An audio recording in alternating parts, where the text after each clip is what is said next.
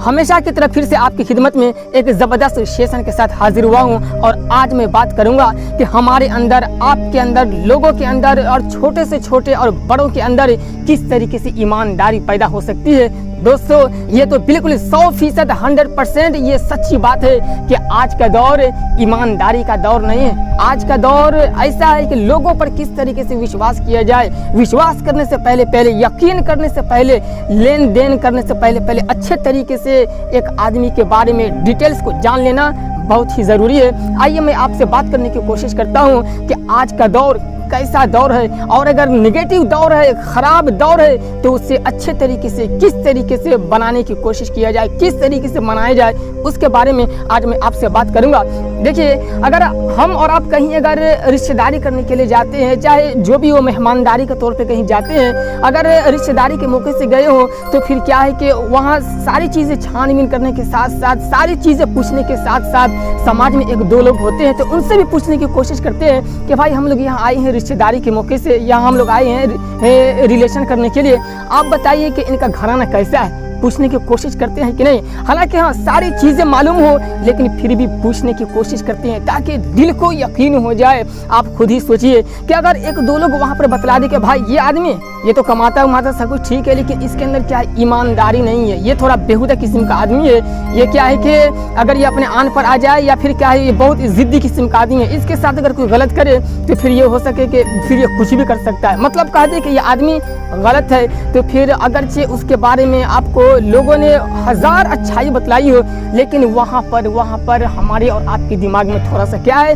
Doubt चलने लगता है कि नहीं यार, रिलेशन के लिए ये घर अच्छा नहीं है, ये घर अच्छा नहीं है। लेकिन यहीं पर अगर कुछ लोग ये बताने लगे कि नहीं यार ये घर, अरे यार बहुत अच्छा है, इस घराने के लोग बहुत ही अच्छे हैं, ईमानदार किस्म के आदमी है, कुछ भी हो जाए अपनी इज्जत का पूरा ख्याल रखते हैं और एक मर्तबा जो बोल दिए तो उसे पूरा करने की ज़रूर कोशिश करते हैं। अगर ये लफ्ज़ अगर आपको सुनने को मौका मिल जाए तो कितना अच्छा लगेगा, कितना अच्छा लगेगा। यही लफ्ज़ अगर हमारे बारे में सुनने को मिल जाए, आपके बारे में अगर दूसरे लोगों की ज़ुबान से अगर लोगों को सुनने को मिले, कितना अच्छा लगेगा। लेकिन ये किस वक्त अच्छा लगेगा, जब हमारे और आपके अंदर ईमानदारी हो, जब हमारे और आपके अंदर अच्छाई हो, वफाई हो। सोचिए आज का दौर कैसा दौर है। एक कस्टमर अगर दुकानदार के पास जाता है, 100 रुपये का सामान लिया, 150 रुपये का सामान लिया, हो सके कभी कभी ऐसा होता है कि एक दुकानदार 150 का सामान दिया, 200 रुपया कभी कभी लौटा देता है, हो जाता है गलती में।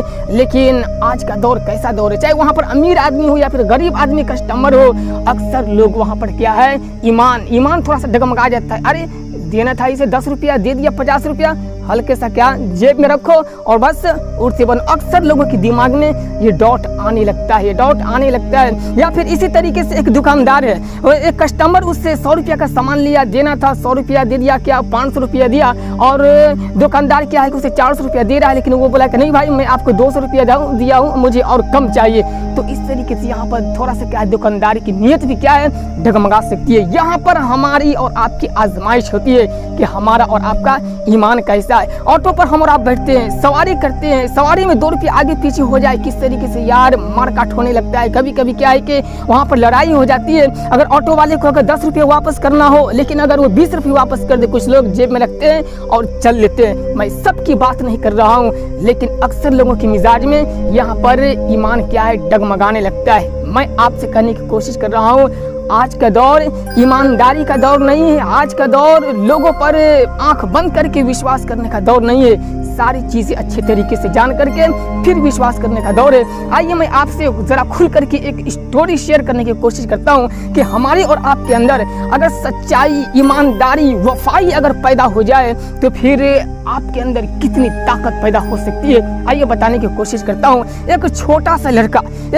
सा लड़का बगदाद गया इल्म हासिल करने के लिए। अभी रास्ते में यूँ होता है और घर से निकलने से पहले माँ 40 अशरफिया उसके बगल में सी देती है और सीते हुए ये नसीहत करती है कि बेटा जिंदगी में कुछ भी हो जाए, झूठ बोलने की कभी भी कोशिश मत करना, झूठ बोलने की कभी भी कोशिश मत करना।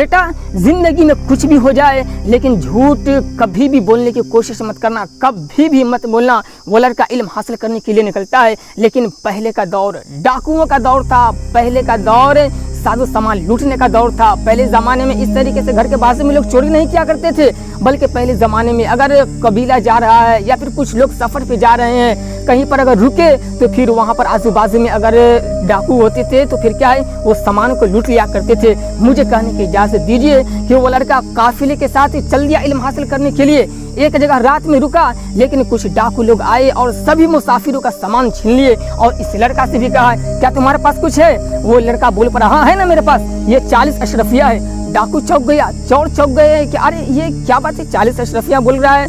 फिर क्या किया, वो डाकू लोग उसे पकड़ करके, छोटे बच्चे को पकड़ करके अपने सरदार के पास ले गए और कहने लगे कि अरे आका सुनिए, ये क्या बोल रहा है? इसे बोल रहा हूँ कुछ है तो बोल रहा है कि 40 अशरफिया है, जरा लीजिए इसकी खैरियत है। उसके सरदार आगे बढ़ करके बोलने लगे कि बताओ बेटा तेरे पास क्या है, कुछ है तो निकालो। वो लड़का बोलने लगा कि हाँ मेरे पास है, ये 40 अशरफिया है, इसमें देखो कुछ सोने या चांदी के क्या कुछ सिक्के वगैरह है। वहाँ पर देखा गया तो वाकई में 40 अशरफिया वहाँ पर थी, 40 अशरफिया। डाकू लोग परेशान हो गए, यार हम लोग समझ नहीं पा रहे थे ये क्या 40 अशरफिया होता है, लेकिन ये बच्चा तो सोने और चांदी के सिक्के की तरफ क्या है रहनुमाई कर रहा था। मुझे कहने की इजाजत दीजिए, वहाँ पर डाकू लोग बिल्कुल हैरत में पड़ गए, ताज्जुब से कहने लगे कि बेटा इसे बताने की क्या जरूरत थी, अगर इसे छुपाते तो मैं तुम्हारे ऊपर जोर भी नहीं डालता क्योंकि तुम बच्चे थे। वहाँ पर वो लड़का बोल पड़ता है, नहीं मैं अपने घर से निकला था तो मेरी माँ ने नसीहत की थी कि बेटा जिंदगी में कुछ भी हो जाए लेकिन झूठ कभी भी मत बोलना, झूठ कभी भी मत बोलना। मेरी माँ ने नसीहत की थी इसलिए मैं झूठ कभी भी नहीं बोलूँगा। इतना सुनना था कि डाकू लोग और चोर लोग थे वहाँ पर, सभी की आंखों से आंसू बहने लगे और वो कहने लगे कि यार तू एक छोटा बच्चा होकर के अपनी माँ की छोटी सी नसीहत पे इतना मजबूत एकदम अड़ा हुआ है और झूठ बोलने की कोशिश भी नहीं कर रहा है। लेकिन हम लोग हैं कि हमारी ज़िंदगी चोरी में, डकैती में और इस तरीके से बेईमानी में और झूठ में तो बिल्कुल एकदम आम तरीके से गुजरती है। फिर वहाँ पर सारे के सारे डाकू लोग कसम खाए और ईमान कबूल किए, इस्लाम में दाखिल हुए, ये कहते हुए कि आज से हम लोग भी अच्छे तरीके से ज़िंदगी गुजारने की कोशिश करेंगे। दोस्तों मुझे कहने की इजाज़त दीजिए कि यही छोटा लड़का आगे चल कर के शेख अब्दुल कादिर जिलानी रहमतुल्लाह अलैह बने, जो अल्लाह के बहुत ही बड़े वली गुजरे हैं। मैं आपसे कहना चाहता हूँ कि जब हमारी और आपकी ज़िंदगी में ईमानदारी आती है, झूठ निकल करके सच्चाई आती है, तो मालूम है इसके ज़रिए हमारी और आपकी ज़ुबान में तासीर पैदा हो जाती है, नेचुरल तौर पर तासीर पैदा हो जाती है। इससे ऐसे ही तासीर पैदा होती है जिस तरीके से आप 100 रुपया के सामान को इस वजह से नहीं खरीदते हैं कि ये मजबूत नहीं है और उसी जगह पे आप 400 रुपया 500 रुपये को सिर्फ इस वजह से लेते हैं कि ये सामान बहुत ही मजबूत है, बहुत दिन तक टिकेगा। बस वैसा ही मैं कहना चाहता हूँ कि जब हमारी और आपकी ज़िंदगी में जब झूठ होता है, बेवफाई होती है, गलत तरीके से ज़िंदगी गुजरती है, तो फिर हमारी और आपकी ज़िंदगी पर कुछ भी विश्वास नहीं किया जा सकता है। लोग कुछ भी हमारी बातों को आमतौर पर नहीं मानेंगे, लेकिन जब हमारी और आपकी ज़िंदगी ईमानदारी के साथ गुजरती है, सच्चाई के साथ गुजरती है, लोगों के सपोर्ट में गुजरती है, तो फिर लोगों के दिलों में नेचुरल तौर पर हमारी और आपकी मोहब्बत बैठ जाती है और लोग समझते हैं कि ये इंसान हमारे लिए बहुत ही कीमती है, ये इंसान हमारे लिए बहुत ही बड़ी अहमियत रखता है। उम्मीद करता हूँ कि इस वीडियो को देखने के बाद इंशाल्लाह आप अपनी ज़िंदगी के रुख को बदलने की कोशिश ज़रूर करेंगे। और हाँ, अल्लाह रब्बुल इज़्ज़त ने इरशाद फरमाया, या अय्युहल्लज़ीना आमनुत्तकुल्लाह व कूनू मअस-सादिक़ीन, लोगों अल्लाह से डरते हुए सच्चे लोगों के साथ हो जाओ, सच्चे लोगों के साथ हो जाओ, नेक लोगों के साथ हो जाओ। उम्मीद करता हूँ कि इस वीडियो को देखने के बाद इंशाल्लाह आप अपनी ज़िंदगी को बदलने की कोशिश ज़रूर करेंगे। और हाँ, वीडियो अच्छी लगी तो क्या करना है आपको तो मालूम ही है, लेकिन हाँ ऐसा पावरफुल वीडियो देखने के लिए, मोटिवेशनल वीडियो देखने के लिए, समाज सेवी वीडियो देखने के लिए, इस्लाही वीडियो देखने के लिए मेरे चैनल को सब्सक्राइब करना बिल्कुल भी मत भूलिए और बाजू में जो बेल आइकन है उसे भी दबा दीजिए ताकि हमारी हर नई वीडियो की नोटिफिकेशन सबसे पहले आप तक पहुँचे। मिलते हैं नेक्स्ट वीडियो में। खुदा हाफिज़।